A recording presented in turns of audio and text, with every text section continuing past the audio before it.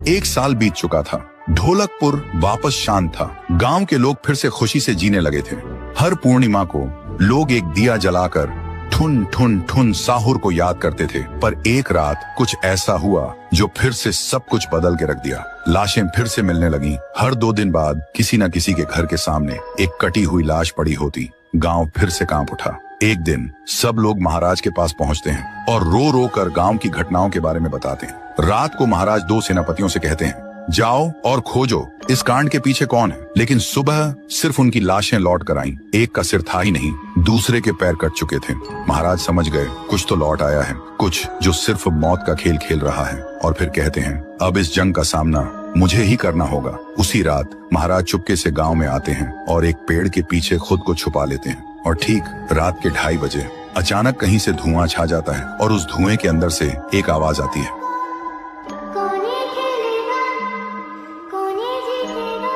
और फिर धुएं के बीच से निकलती है एक गुड़िया, गोल आंखें, एक बेजान सी मुस्कान, लेकिन चेहरा मौत का पैगाम।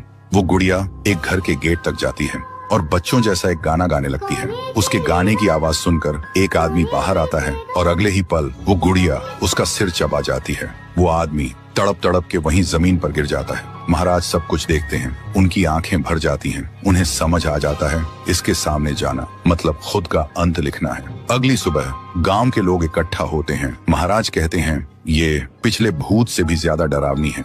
इसे सिर्फ वही हरा सकता है जो मौत को पहले ही हरा चुका है। और फिर एक पूर्णिमा की रात सब लोग दिया जलाकर पुकारते हैं, आप वापस आइए, आपके बिना ये गांव जिंदा तो है पर जीने जैसा नहीं। तभी एक आवाज गूंजती है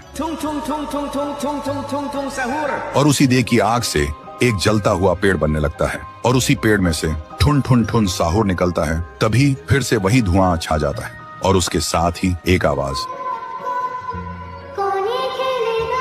सब लोग घुटनों के बल गिर जाते हैं और कांपती आवाज में बोलते हैं, हमें बचाइए, वो आ गई है। ठुन ठुन ठुन साहुर एक जोरदार जंप करता है और सीधा उस धुएं में घुस जाता है और शुरू होती है एक आखिरी जंग। ठुन ठुन ठुन साहुर और गुड़िया की। जमीन कांपने लगती है, आसमान से बिजली गिरती है और जब धुआं हटता है तो दिखाई देता है गुड़िया बिखर चुकी थी। हाथ अलग, सिर अलग, पैर अलग। और तब से गांव में फिर से एक नई सुबह हुई। महाराज मुस्कुराए, गांव वाले जीने लगे और उस दिन के बाद ठुन ठुन ठुन साहुर सिर्फ एक भूत नहीं रहा, गांव का रक्षक बन गया। लेकिन उसी रात कुछ ऐसा हुआ जो किसी को भी पता नहीं चला। गुड़िया का सिर, हाथ, पैर अपने आप जुड़ने लगे थे और फिर वो वहां से चली गई। तो दोस्तों, अगर आप देखना चाहते हैं पीहू वर्सेस गुड़िया तो इस वीडियो को